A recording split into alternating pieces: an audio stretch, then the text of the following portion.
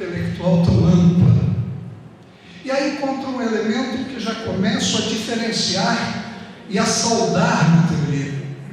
Isso é uma formulação coletiva, não é uma formulação individual, não é uma formulação do filósofo que está na sua sala, trancado, contemplando o mundo.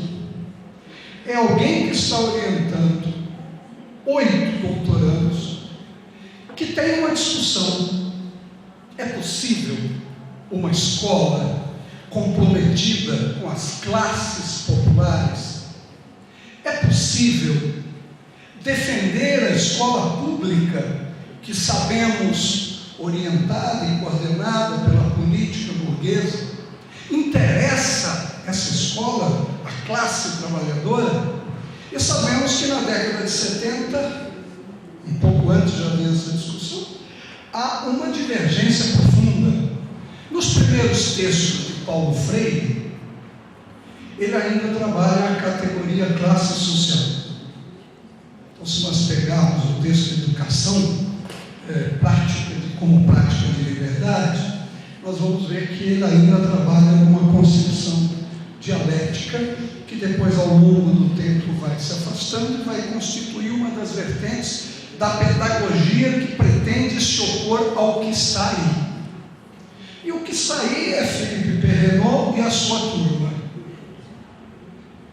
A pedagogia da escola reflexiva, do professor reflexivo, do construtivismo, entre aspas, do aprender a aprender, que vai aos poucos deixando de lado aquilo que é o elemento fundamental, o fundo da sua teoria, que é a questão, pode ser a parte de cima, que é a questão do conhecimento objetivo. Esse é o coração que o bom nórdico, está ali entre 3 saber objetivo produzido historicamente. Então, Paulo Freire, através de uma reflexão não tão coletiva, lá no começo, ele trabalha no campo dialético, mas aos poucos ele vai se afastando. Mas é o grande construtor no Brasil, o grande teórico daquilo que nós chamamos da educação popular. Educação popular que aposta muito mais na educação junto aos movimentos do que na educação escolar. O que não tira de forma nenhuma o seu brilho, mas o diferencia. Depois nós temos um outro grupo de educadores, começo da década de 70, onde essas questões estão sendo colocadas por força das circunstâncias históricas, já vou a elas, como Maurício Plattenberg, meu ex-professor na Unicamp, que vai falar da educação libertária, de um grande educador das Minas Gerais, que tem uma produção muito interessante. E aí ficam 2 teorias, mas que estão distantes da leitura marxista da realidade. E um outro terceiro elemento dessa teoria é só para não errar o nome dele, Oder José dos Santos. Então eles vão criar a teoria da pedagogia da prática. Mas os marxistas, nós começamos juntos e com o passar do tempo também nos diferenciamos em termos de teoria. Poderíamos dizer que no campo marxista, nas pedagogias contra-hegemônicas, nas pedagogias que tentam se opor ao que está aí colocado, nós temos José Carlos Libânio, que era dessa turma, da primeira turma de doutorados da PUC, embora não fosse orientando do Demerval Saviani, mas faz a interlocução com ele e com 2 outros alunos do curso. E por último, a pedagogia histórico-crítica. Então nós estamos falando de final dos anos 60, eu já estava na escola, começo dos anos 70, 74 eu já estava formado professor de filosofia, e aí, o que nós temos em 74? E por isso eu me tornei na prática, depois fui entender na teoria, o que é ser materialista dialético. Como é que nós conseguimos entender as coisas fora do seu contexto histórico? Aí parece o debate do segundo turno, em que se confrontam décadas diferentes, problemas estruturais diferentes, como se o resultado pudesse ser comparado. Uma visão que joga fora a leitura dialética que se quer do mundo. Porque o que é a década de 70, 80 e 90? Eu me recorro a Eric Hobsbawm, para mim, o maior historiador vivo na concepção que nós trabalhamos. E Eric Hobsbawm, no seu último livro sobre os períodos da história, quando ele vai falar do século XX, ele diz o breve século XX, ele chama as décadas de 70, 80 e 90 de décadas de crise. As décadas da crise. Então, se nós não voltarmos aqui na memória um pouquinho a essa crise, nós não vamos entender por que está saindo daí essa concepção, essa elaboração, porque tantos educadores brasileiros, e para mim os mais brilhantes, estão preocupados em encontrar caminho. Por que encontrar caminho? Porque década de 70 nós temos uma crise estrutural do capitalismo, basta lembrar 73, a crise do petróleo, com a consequência que traz de inflação, de endividamento. E aí nós vamos encontrar nessa década os 3 países mais endividados do planeta: Brasil, México e Argentina, que no começo da década de 80, a teoria começa a ganhar força, não conseguem pagar a dívida externa. Então, às vezes eu vejo no debate que tudo é culpa de determinado personagem histórico, como se antes não tivesse Brasil. Essa leitura rasa, que às vezes um partido que começou à esquerda e hoje é neoliberal, como o PT, propõe no debate. Desculpe, mas eu me posiciono, porque os materialistas históricos têm como padrão olhar para a realidade e tentar fazer a leitura dela. Então nós temos década de 70, 80, década de crise, de hiperinflação, mas nós temos também uma outra questão séria. É o começo da derrocada do bloco liderado pela antiga União das Repúblicas Socialistas Soviéticas, a URSS.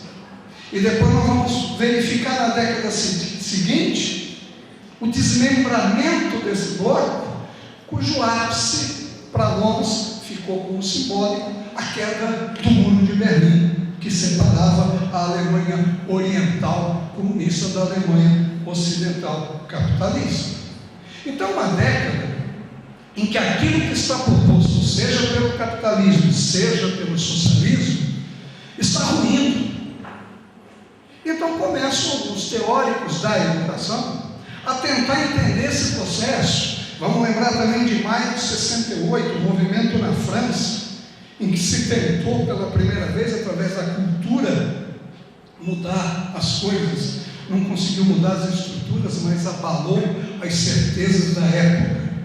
E isso é o começo da teoria do Demerol-Sapiani, quando ele começa a falar das teorias que depois ele vai nominar de crítico-reprodutivistas, e inclui alguns marxistas, como Althusser, que vai falar na sua teoria dos aparelhos ideológicos do Estado, dizendo que o Estado tem aparelhos de repressão, mas utiliza muito mais o aparelho ideológico, aquele que faz a tua cabeça, porque aí precisa mandar bater, empreender e desbancar, né? Que faz a cabeça. 2 outros franceses, que também vão escrever um livro na época sobre a escola capitalista na França,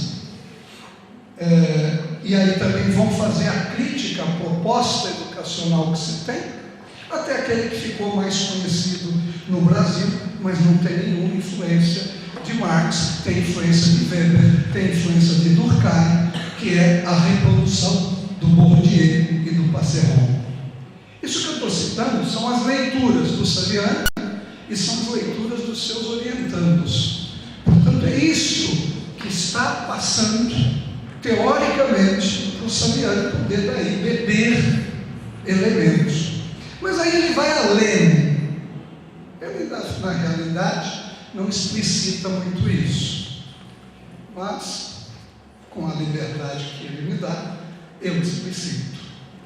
Lenin vai ao 3º encontro da juventude comunista na Rússia e diz o seguinte: Equivocam-se aqueles que acham que a escola capitalista deve ser abandonada e devemos construir uma outra. Porque Marx, se nós olharmos a sua imensa obra, e ele foi acadêmico, ele produziu muito, ele era doutor em filosofia, ele era jornalista, portanto um homem de academia, há um momento em que ele até diz, né, eu não produzo mais porque tem que pagar as contas. E nem sempre o Engels fazia isso por ele, pagava as contas. Então de vez em quando ele tinha que trabalhar também para pagar as contas, não só estudar, não só elaborar. Olha uma contradição desse filho de uma família judia no meio de uma Alemanha que ainda é aristocrática. Também não dá para entender Marx. Mas aí o Paraná está de parabéns.